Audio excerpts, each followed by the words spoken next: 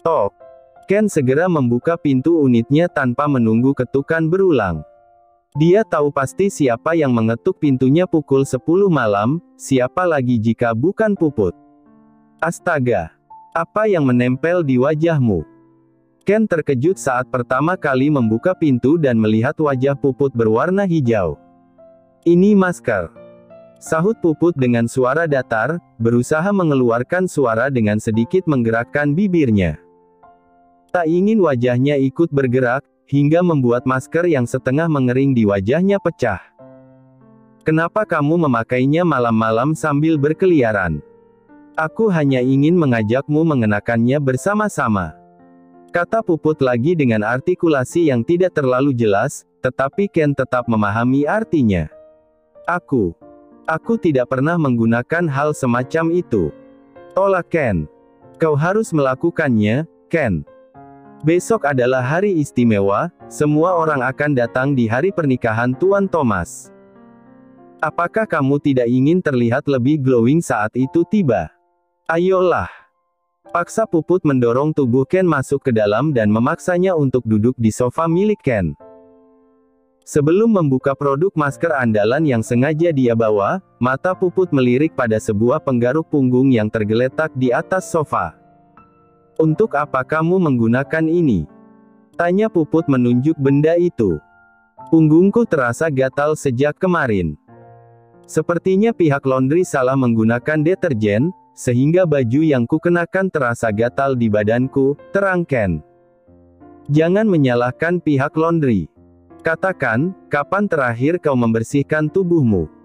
Pasti di punggungmu terdapat banyak sekali daki. Tuduh Puput. Jadi maksudmu, tubuhku lah yang kotor? Tanya Ken sambil mendelik. Hei, aku bahkan rajin mandi 2 kali sehari. Sambung Ken lagi tak ingin disebut kotor. Itu saja tak cukup. Tunggu di sini sebentar. Belum selesai menunjukkan rasa jengkelnya karena disebut kotor, Ken kembali melipat wajahnya akibat Puput yang mendadak pergi begitu saja tanpa merasa telah membuatnya tersinggung. Kini Ken justru mengerutkan keningnya, menatap aneh pada Puput yang kembali masuk dengan membawa sebuah batu kecil dengan tekstur kasar. Buka bajumu, Ken. Titah Puput lantang, kali ini dia bisa lebih leluasa berbicara, tak ada lagi masker di wajahnya. Apa yang ingin kamu lakukan, Put? Tanya Ken heran pada Puput yang mendadak memintanya membuka baju. Aku akan menggosok punggungmu menggunakan batu ini. Tunjuk Puput pada sebuah batu yang dipegangnya. Tidak, Put. Terima kasih. Itu akan membuat punggungku terluka, kenapa tidak menggunakan lulur atau produk perontok daki saja? Ken tahu Puput hanya ingin memberinya perhatian layaknya seorang kekasih, tetapi Ken juga tidak mau mengorbankan punggungnya akibat ulah Puput yang dinilai konyol. Batu kali ini jauh lebih manjur untuk merontokkan daki, Ken. Ini bukan batu kali biasa. Batu ini diambil dari sungai yang ada di kampungku. Dan dipercaya sebagai batu yang digunakan untuk mandi para bidadari. Terang Puput berbangga diri. Mana ada bidadari mandi di kali? Sinis Ken. Berhentilah merendahkan batu ajaibku ini dan rasakan manfaatnya, Ken. Cepat lepaskan bajumu. Paksa Puput menarik baju Ken. Ken hanya mendesah pasrah, mau tak mau menuruti kemauan Puput. Dia hanya bisa berdoa semoga punggungnya baik-baik saja setelah ini. Sekali lagi Puput menelan salivannya memandangi punggung Ken untuk kedua kalinya. Ada desiran aneh dalam dirinya. Padahal sebelumnya dia sudah pernah berhadapan dengan keadaan seperti ini, tetapi kenapa jantungnya selalu berlompatan setiap kali melihat Ken dalam keadaan begini? Put, apakah kau sudah menggosok punggungku? Kenapa tak terasa? Tanya Ken yang tak merasakan apapun setelah beberapa menit membuka bajunya. Puput yang sejak tadi mematung, segera berjengit. Iya, sebentar. Puput masuk ke kamar mandi untuk mengambil sedikit air yang ditempatkan di sebuah gayung. Memercikkannya sedikit ke punggung Ken agar sedikit basah dan mulai menggosoknya. Sakit, Put. Aku merasakan goresan di punggungku. Pekik Ken. Bersabarlah, Ken. Lihatlah dakimu keluar semua, setelah ini pasti punggungmu akan terasa lebih ringan. Mungkin itu bukan daki, tapi kulitku yang terkelupas, Put. Jangan-jangan setelah ini, punggungku akan terlihat menjadi daging tanpa kulit. Tentu saja bukan. Sahut Puput santai dengan tetap menggosok punggung Ken dengan penuh semangat. Nah, sudah selesai, mandilah, Ken. Kata Puput setelah selesai menggosok punggung Ken. Ken bisa menghela napas lega setelah berhasil melewati penyiksaan Puput. Sejenak dia menatap ke arah kekasihnya itu. Tersenyum masam sambil membatin. Apakah aku akan baik-baik saja setelah menikah dengannya?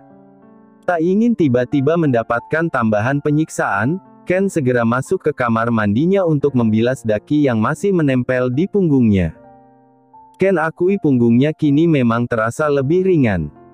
Mungkin benar kata Puput, dakinya lah yang rontok karena gosokan batu ajaib milik Puput. Ken keluar dari kamar mandi dengan badan dan rambut yang masih setengah basah. Dengan santai Ken berjalan ke arah Puput yang tengah menonton televisi di salah satu sofa. Benar katamu, Put. Punggungku terasa lebih ringan. Tapi apakah tak ada goresan di sana? Karena beberapa bagian terasa perih, tanya Ken sambil menunjukkan punggung polosnya. Puput seketika ternganga. Put, iya, bagaimana punggungku? Kekar dan seksi. Hah? Ken sontak menatap ke arah Puput sambil menyunggingkan sudut bibirnya. Sungguh dia tidak bermaksud untuk menggoda Puput. Tapi kenapa otak gadis ini begitu mudah terkoneksi dengan hal-hal yang berbau mesum? Astaga. Aku lupa. Belum mematikan air kran. Pasti kamar mandiku sudah banjir sekarang. Aku harus pulang segera, Ken. Tutur Puput terbata karena gugup dihinggapi kepanikan. Ken hanya tertawa kecil melihat tingkah Puput yang segera pergi dengan wajah terlihat pias. Astaga. Otakku memang harus divakum. Kotor sekali. Aku bahkan belum pernah melakukan hal-hal seperti itu. Tetapi kenapa kabel-kabel otakku bisa dengan mudah saling terhubung jika menyangkut hal begituan? Ujar Puput sambil memukul kepalanya sendiri sepanjang perjalanan dari unit Ken ke unitnya. Ken kembali tersenyum geli mengintip tingkah Puput saat hendak menutup pintu unitnya. Dia itu polos tapi otaknya sedikit keruh. Gumam Ken menggelengkan kepalanya. Kau terlihat cantik sekali, sayang. Nicholas mengecup punggung terbuka Amira yang mulus. Hari ini Amira memang mengenakan sebuah gaun dengan model punggung terbuka. Memperlihatkan lekuk tubuhnya yang indah, Amira memang sudah berhasil mengembalikan bentuk tubuhnya pasca melahirkan. Kini tubuhnya justru terlihat lebih menawan. Tidak sia-sia dia berolahraga setiap hari dan mengatur pola makannya, hanya untuk mencapai body goal yang dia inginkan. Jadi kemarin-kemarin aku tidak cantik. Sahut Amira dengan nada pura-pura merajuk. Tentu saja kamu selalu cantik, sayang. Hanya saja hari ini berbeda. Melihat auramu saja membuatku merasa sangat bergairah. Nicholas mengecup tengkuk Amira, membuatnya bergidik geli. Nico, hentikan. Kita akan terlambat ke acara Thomas pagi ini. Amira berusaha lolos dari serangan-serangan Nicholas yang semakin intens di leher jenjangnya. Namun, kenyataannya kedua tangan Nicholas memeluk erat tubuh Amira dari belakang. Masih ada waktu untuk saling bermesraan, sayang. Sungguh aku masih ingin sekali berlama-lama bersamamu. Bahkan rasanya aku tak suka berkedip jika bersamamu. Karena saat aku berkedip aku tak dapat melihatmu dan itu terasa menyiksa. Ujar Nicholas melontarkan satu kalimat panjang berisi bualan. Amira tahu jika Nicholas hanya sedang merayunya, tetapi sialnya dia tak dapat menutupi senyuman akibat gombalan yang dilontarkan Nicholas. Aku sudah melayanimu tadi malam, sayang. Biarkan pagi ini aku terbebas sejenak dari tugasku, pinta Amira dengan raut wajah memohon. Nicholas memandangi wajah cantik istrinya yang sempurna. Baiklah, kamu lolos pagi ini, sayang. Tapi nanti malam kamu harus menerima hukuman karena membuat penundaan. Nicholas menyeringai sambil mengedipkan matanya. Kap. Satu kecupan kilat dari Amira mendarat di pipi Nicholas. Aku mulai suka hukuman-hukuman darimu, sayang. Ucap Amira bernada genit lalu menyelusupkan tangannya ke lengan Nicholas. Mengajaknya keluar dari kamar. Astaga. Istriku kini sudah lebih berani menggodaku. Kata Nicholas gemas. Suasana ballroom sudah dipadati oleh tamu undangan yang datang. Acara pernikahan Thomas dan Clarissa akan segera dilaksanakan. Keduanya kini sudah berdiri di hadapan seorang pendeta dan siap mengikrarkan janji suci keduanya. Suasana menjadi hening saat Thomas dan Clarissa secara bergantian mengucapkan janji pernikahan dan dilanjutkan dengan penyematan cincin di jari manis kedua mempelai. Thomas tampak berbinar-binar memandangi wanita yang selama ini dia perjuangkan. Pun begitu dengan Clarissa. Rasanya sungguh tak percaya jika laki-laki yang senang melemparkan gombalan itu, kini sudah resmi menjadi suaminya. Saat semua orang larut dalam suasana yang diselimuti sukacita merayakan kegembiraan pernikahan Thomas dan Clarissa, berbeda dengan Kim yang dengan jeli bisa menangkap kehadiran seseorang yang baru saja masuk ke gedung itu. Seseorang yang datang bukan untuk mengucapkan selamat atas pernikahan yang sedang digelar, tetapi justru sebaliknya. Seseorang itu adalah Wang Weo yang berjalan dengan wajah penuh amarah bersama dengan Mei Lin. Tak ingin Wang Weo membuat kekacauan di acara penting anaknya, Kim segera menghadang Wang Weo. Kau datang kemari? Tanya Kim. Kenapa? Kau terkejut aku mengetahui pernikahan anakmu. Wang Weo mengangkat satu sudut bibirnya, menyeringai dengan menyimpan kemarahan. Aku tak bermaksud menutupi acara ini darimu. Aku berencana akan memberitahukan semuanya saat aku sudah kembali ke Singapura. Kau mengkhianati perjanjian kita, Kim. Sahut Wang Weo ketus. Aku tidak mengkhianati perjanjian.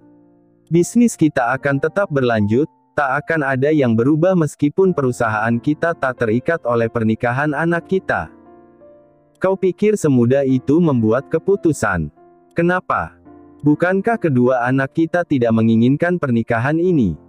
Jadi tak ada yang terluka dari pembatalan pernikahan ini. Anakku menginginkan anakmu. Dan kamu sudah memberikan harapan besar pada kami. Kau tahu betapa kecewanya kami dengan semua ini.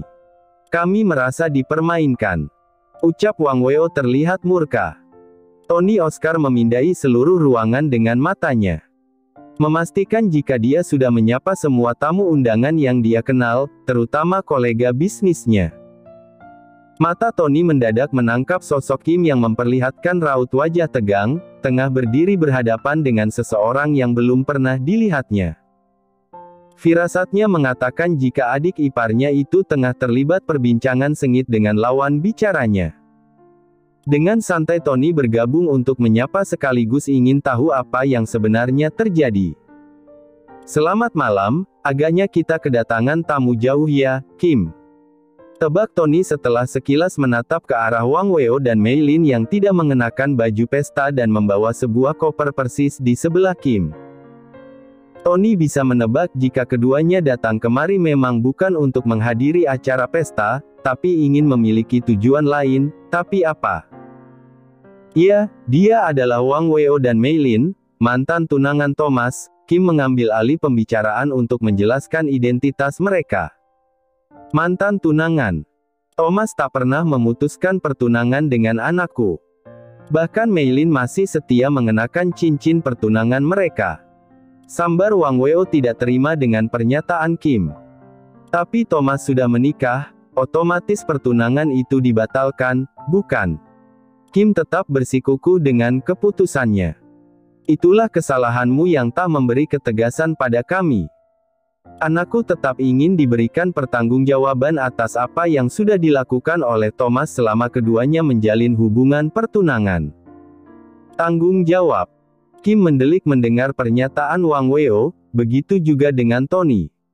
Pikirannya penuh dengan pertanyaan, apa yang sudah anaknya lakukan pada gadis di depannya itu. Kim spontan menatap tajam ke arah Mei Lin, memindai seluruh tubuh Mei Lin dan tatapannya berhenti pada perut Mei Lin. Kim kembali menatap lekat berusaha menyelidiki apa yang sebenarnya terjadi dengan gadis di hadapannya itu. Bukan tanggung jawab yang seperti itu maksudku. Aku yakin putriku bisa menjaga dirinya dengan sangat baik, bahkan dari anak lelakimu. Ujar Wang Weo yang menyadari Kim menduga anaknya hamil. Kim dan Tony menghela napas lega berbarengan. Syukurlah mereka tidak terjebak dengan situasi yang sulit. Lalu bentuk tanggung jawab seperti apa yang kalian inginkan? Jadikan putriku istri kedua Thomas. Apa? Kau gila? Mana mungkin aku menyuruh Thomas untuk menikah lagi, bahkan di hari pernikahannya. Tolak Kim mentah-mentah. Aku pun tidak rela putriku menjadi seorang istri kedua. Namun, demi nama baik yang harus dijaga, sepertinya hal itu adalah solusi terbaik. Apa kata orang nanti, jika mereka tahu, Mei Lin ditinggal pergi oleh calon suaminya demi wanita lain? Wang Weo membela hak anaknya mati-matian. Tony mendesah berat, kali ini dia memang sepakat jika adik iparnya bersalah. Seharusnya sebelum Thomas melangsungkan pernikahan, dia terlebih dahulu menyelesaikan hubungannya dengan Mei Lin. Mei Lin, apakah kamu mencintai Thomas? Tony memberanikan diri untuk mengambil peran dalam menengahi konflik yang agaknya cukup rumit. Mei Lin yang mendadak ditembak sebuah pertanyaan berjengit, membulatkan matanya lalu menunduk tanpa menjawab. Tolong jawab pertanyaanku, nak. Kata Tony sekali lagi dengan nada bicara yang masih ramah. Mei Lin mengangguk pelan. Lihatlah, anakku sudah terlanjur memiliki perasaan pada anakmu. Apakah perasaan itu pantas untuk diabaikan begitu saja? Wang Weo seolah mendapatkan pemantik untuk memercikkan kemarahannya sekali lagi. Bukankah kamu pernah mengatakan agar menyudahi hubungan kalian? Kenapa kini berbeda?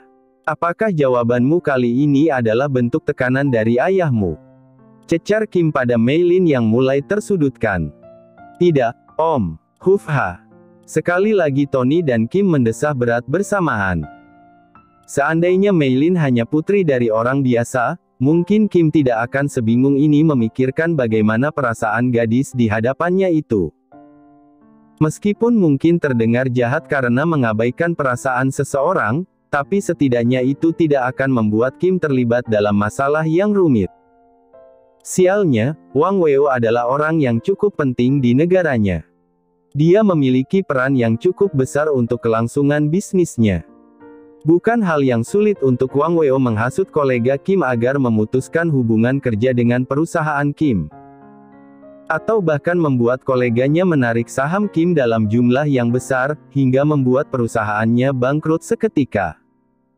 Agaknya hanya Thomas dan Mei Lin yang bisa menyelesaikan masalah ini, Kim.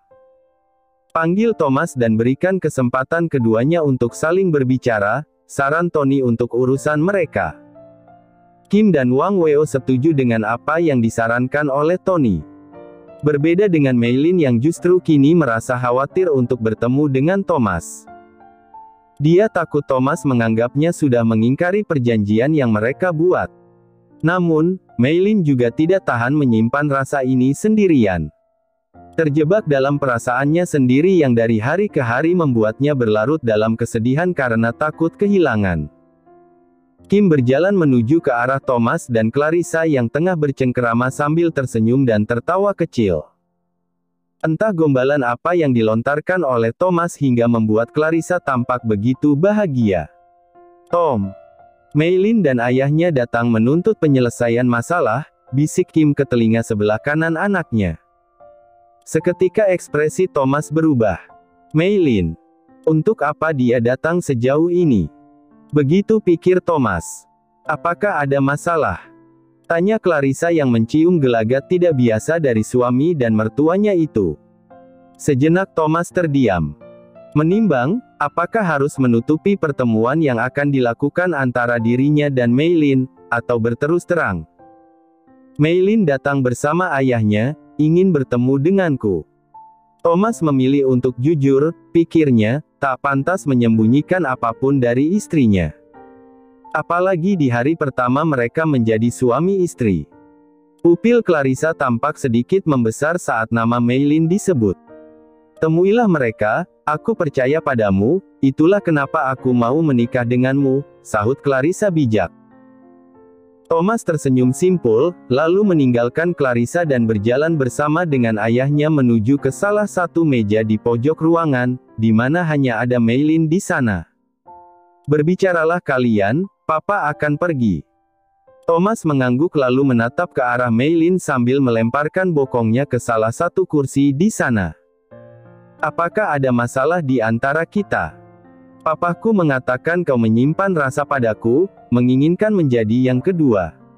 Rentetan pertanyaan keluar bak petasan yang masing-masing membuat hati Meilin tersentak. Atau lebih tepatnya, linglung. Maaf, Tom. Aku tidak tahu jika akan memiliki perasaan ini, jujur Meilin. Thomas mendesah berat. Aku tak bisa menyalahkanmu hanya karena perasaan yang kamu miliki, tapi maaf aku tidak bisa memenuhinya. Aku sudah menikah. Kau bisa menikah lagi. Celetuk Meilin tanpa tahu diri. Thomas menyunggingkan sudut bibirnya. Aku tahu pesonaku terlalu kuat untukmu. Tapi bukan dengan begini caramu mengemis cinta, Meilin. Ujar Thomas sedikit kesal. Meilin tertunduk dan semakin merasa terintimidasi. Meilin, kau cantik dan pintar. Puji Thomas seketika membuat Meilin mengangkat wajahnya merasa tersanjung. Kau pasti akan mendapatkan laki-laki baik yang jauh lebih segala-galanya dariku. Sambung Thomas. Terdengar klise, tetapi mau berkata apa lagi? Nyatanya memang hanya itu yang bisa Thomas sampaikan sebagai bentuk penolakan sekaligus penghiburan. Meilin menatap dalam pada laki-laki di hadapannya. Menelisik ke dalam mata coklat Thomas, benarkah sudah tidak ada lagi tempat untuknya di hati Thomas? Meilin mendesah berat, akhirnya dia memang harus menyerah. Tak ada gunanya untuk memaksa masuk ke dalam hati yang tertutup. Kau benar, Tom. Aku harus mundur dari semuanya. Kata Meilin terdengar melegakan bagi Thomas. Meilin melepaskan cincin di jari manisnya dan memberikannya pada Thomas. Aku akan bicara pada Papa tentang hal ini dan memastikan hubungan kerja antara kedua orang tua kita tidak akan goyah karena masalah ini. Meilin terdengar begitu bijak dan dewasa mengambil sikap di hadapan Thomas. Meskipun raut wajah kecewa begitu kentara di air wajah Meilin. Terima kasih, Mei. Kamu memang gadis yang baik. Secuil senyuman menyembul dengan terpaksa di bibir Meilin menangkap pujian dan ucapan terima kasih dari Thomas. Tak apalah dia merasakan sakit hati dan memaksa mengubur rasa cintanya sendirian. Toh, dia sudah biasa menyimpan semua rasa.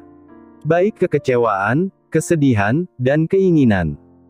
Lalu tak ada salahnya kembali memendam rasa kekecewaan sekali lagi, bukan?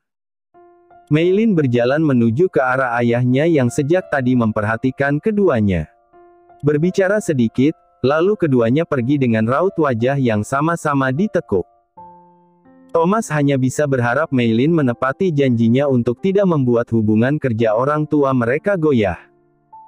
Sementara masalah Thomas sudah terselesaikan, di tempat lain sebuah masalah lain justru sedang dihadapi oleh pasangan Ken dan Puput. Di mana gadis itu? Bukankah aku memintanya untuk menunggu sebentar selagi aku mengambilkan minum, ujar Ken sembari matanya berkeliling mencari sosok wanitanya. Mata Ken membola saat melihat Puput tengah bercengkerama cukup dekat dengan seseorang yang dia kenal. Ken berjalan mendekat ke arah keduanya, hatinya terasa tersengat saat sayup-sayup mendengar laki-laki di hadapan Puput tengah berusaha merayu kekasihnya. Kau pengawal pribadi Amira, bukan? Nicholas memang memiliki selera yang bagus dalam hal wanita. Kau sangat cantik dan tak terlihat sangar seperti kebanyakan pengawal. Ujar laki-laki yang dikenal dengan nama Hansel sambil mengusap lengan terbuka Puput. Sontak Puput terkejut mendapat usapan halus dari laki-laki yang baru pertama kali dilihatnya itu. Puput mundur satu langkah mencoba menjaga jarak. Tak mungkin baginya melakukan perlawanan, dia tahu pasti laki-laki di hadapannya bukan orang biasa. Selamat siang, Tuan Hansel. Apakah Anda sudah bertemu dengan Tuan Nicholas? Sapa Ken menginterupsi percakapan antara Puput dan Hansel. Dia tak mungkin melawan orang yang merupakan kolega bisnis tuannya yang sudah berbuat kurang ajar pada kekasihnya. Dia hanya mampu berusaha membuatkan jarak antara keduanya. Ya, sudah. Aku hanya ingin berbincang dengan wanita cantik ini. Sahut Hansel meraih tangan Puput lalu mengecupnya sekilas. Sungguh Ken merasa hatinya mendidih melihat adegan di hadapannya. Siapa yang tak marah, kekasihnya diperlakukan seperti itu tepat di depan matanya. Put, bukankah tadi kamu baru saja menceboki Nona Bella? Kau bilang belum sempat cuci tangan karena buru-buru. Ken sengaja membuat sebuah drama agar Hansel merasa jijik sudah mengecup tangan Puput. Puput mendelik ke arah Ken berusaha mencerna apa maksud kata-katanya itu. Ken mengedipkan matanya beberapa kali untuk membuat kode. Bersyukur otak Puput kali ini bisa bekerja dengan baik sehingga bisa menangkap maksud Ken. Ah iya. Kebetulan tadi Nona Bella buang air besar dan aku hanya mengelapnya dengan tisu karena toilet jauh dari sini. Aku lupa belum sempat cuci tangan. Ujar Puput mencengir kuda. Lalu mencium tangannya sendiri dan mengernyitkan keningnya seolah merasa kebauan. Ternyata bau kotoran Nona Bella masih menempel di tanganku.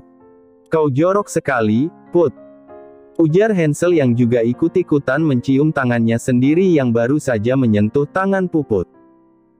Maaf Tuan, tadi saya berniat untuk cuci tangan, tapi Anda lebih dulu memanggil saya, kilah Puput. Cucilah tanganmu dengan bersih. Aku juga harus mencuci tanganku karena terkontaminasi bakteri yang menempel di tanganmu. Sahut Hansel sambil berlalu. Kini tersisa Ken dan Puput yang saling melemparkan senyuman. Maafkan aku tak bisa membelamu secara langsung di hadapan laki-laki hidung belang itu. Ucap Ken menyesal. Aku tahu, kau tak ingin mempertaruhkan bisnis Tuan Nicholas hanya karena aku. Aku sudah merasa bersyukur kau bisa membuatku terlepas dari laki-laki menjijikkan itu. Mungkin memang sepertinya aku harus segera mengikatmu dengan pernikahan dan mengumumkan pada dunia jika kau istriku. Hingga tak ada lagi yang berani menggodamu. Tekad Ken. Lakukanlah hal itu secepatnya, Ken. Ucap Puput bersemangat. Baiklah, minggu depan aku akan memintamu secara baik-baik pada ayahmu.